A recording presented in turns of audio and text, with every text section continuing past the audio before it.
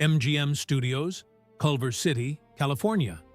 Sound Stage 15, September 19, 1989. Tuesday morning, 9:45 a.m. The air inside the soundstage is cold, artificially controlled, sterile.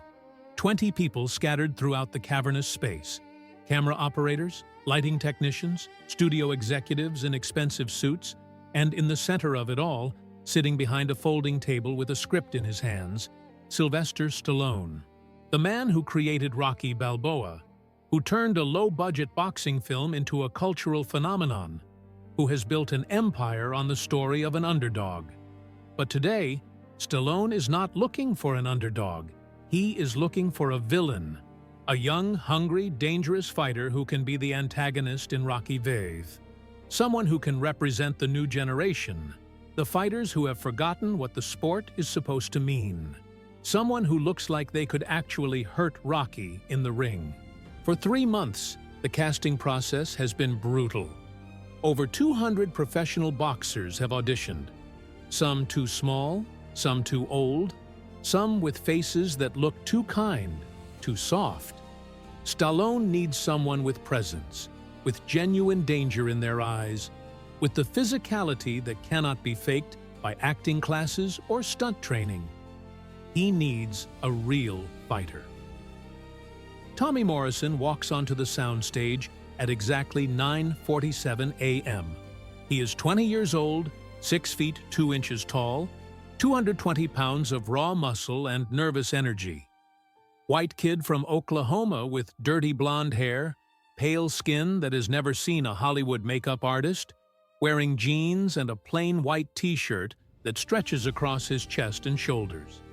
He has the body of a Greek statue and the face of a teenager who still gets carded at bars. He is completely out of place in this environment. Morrison has fought 16 professional fights, won all of them, 14 by knockout. He is undefeated, unknown, and absolutely terrified. This is not a boxing ring. This is a movie studio. These are not opponents he can hit. These are people who can end his dream with a single word. No. Stallone does not look up when Morrison enters. He is reading the script, making notes with a pen, speaking quietly to the casting director beside him. Morrison stands there, 10 feet from the table, waiting. Nobody tells him what to do. Nobody acknowledges him. 30 seconds pass. Morrison shifts his weight from one foot to the other. He wipes his palms on his jeans. His heart is pounding harder than before any fight. In the ring, he knows what to do. Hit, move, defend, win. Here, he has no idea what is expected. The casting director finally looks up, sees Morrison standing there, glances at her clipboard. Tommy Morrison? Her voice is flat, administrative, like she has said that name 100 times today to 100 different people. Morrison nods. Yeah, that's me.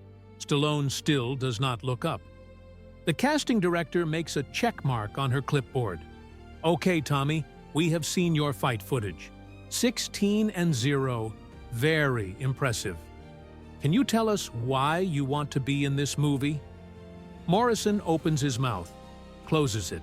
This is the question he has been preparing for, the question he practiced answering in his hotel room last night. But now that he is standing here under these lights, with Sylvester Stallone 3 feet away, every prepared answer sounds stupid in his head. He decides to tell the truth. I grew up watching Rocky, he says. His voice cracks slightly on the first word. He clears his throat, tries again. I grew up watching Rocky. That movie, it made me want to box, made me believe that if you work hard enough, if you want it bad enough, you can be somebody. I am not an actor. I do not know anything about movies, but I know boxing, and I know Rocky. And I thought maybe, I do not know, maybe that would be enough. Stallone still has not looked at him. He is writing something on the script. The silence stretches. Morrison can hear his own breathing. One of the camera operators coughs. Somewhere in the back of the soundstage, a phone rings. The casting director writes something on her clipboard. She looks at Stallone, waiting for his response. Stallone sets down his pen. He leans back in his chair. And for the first time, he looks directly at Tommy Morrison. The weight of that gaze is crushing. Morrison has been stared down by opponents across a boxing ring. Men who wanted to hurt him, men who trash-talked and threatened. But this is different. Stallone is not looking at him like an opponent.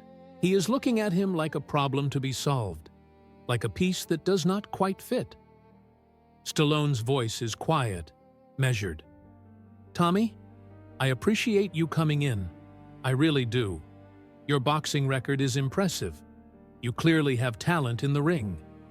But this is not a boxing match. This is a film. Acting is not about being tough.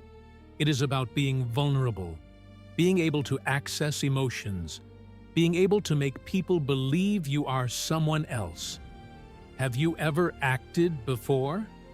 Morrison shakes his head. "No, sir. Never." Stallone nods slowly. He looks down at the script again, then back at Morrison. "I can see that." The room shifts. The studio executives exchange glances. The casting director's pen stops moving. Everyone in the room can feel what is happening. This is the rejection. This is the moment where Stallone says, "Thank you for your time. We will let you know." Which means no. Morrison feels it like a punch he did not see coming. His chest tightens. 3 months of waiting for this audition. 4 days of driving from Oklahoma to Los Angeles with everything he owns in the back of his truck. $200 left in his bank account. He has bet everything on this moment, and it is falling apart. Stallone continues, his voice gentle but firm. "I need someone who can not only fight on camera, but who can deliver lines, who can make the audience care about this character."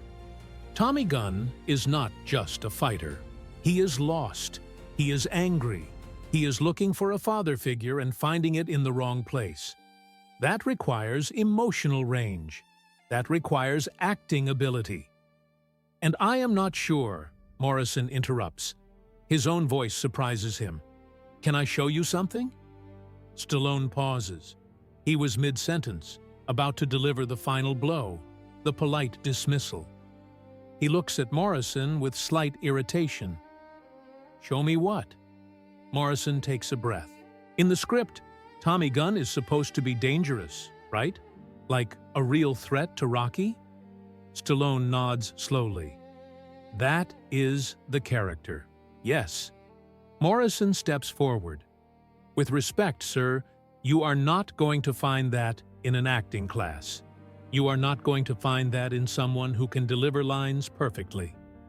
Dangerous is not something you can fake. It is something you either have or you do not. And the only way to know if I have it is if I show you." The room is completely silent. Stallone leans forward slightly. "Show me how." Morrison looks around the soundstage. "Is there a ring here? A bag? Anything?" The casting director shakes her head. "This is a casting session, Tommy, not a training facility." Morrison nods. "Okay, then I will show you here." He takes off his white t-shirt, tosses it to the side. His torso is pale, defined. The body of someone who has spent 10,000 hours in a gym. Scars on his ribs from sparring sessions. His hands are wrapped in tape, always wrapped, even when he is not training. He looks at Stallone. "You want to see dangerous? You want to see what makes someone a threat? It is not about lines. It is about this." Morrison drops into a boxing stance. His feet are shoulder-width apart, knees slightly bent, hands up. And then he starts to move. Not shadow boxing, not a performance. Real movement. The kind of movement that comes from muscle memory so deep it is instinctual. His feet glide across the floor. His head slips left, right, ducking imaginary punches.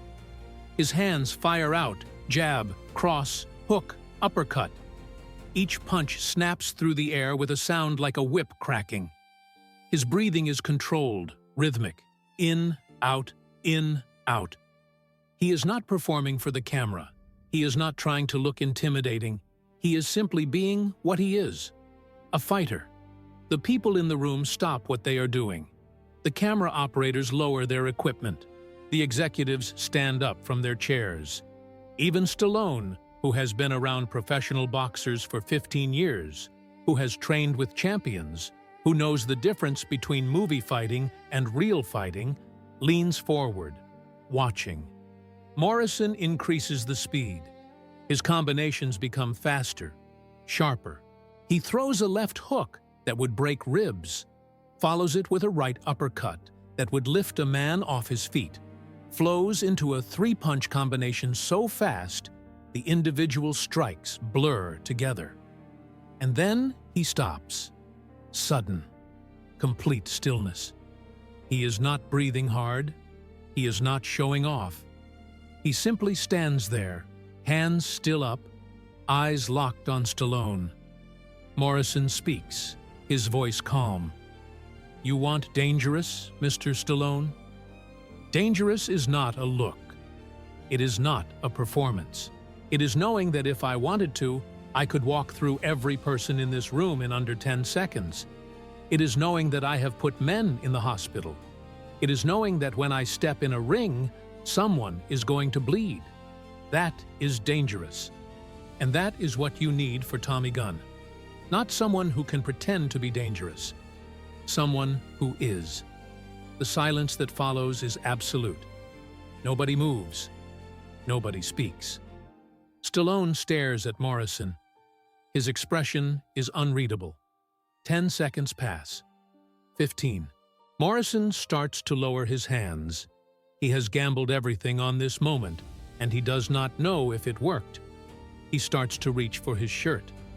Stallone stands up. He walks around the table, approaches Morrison.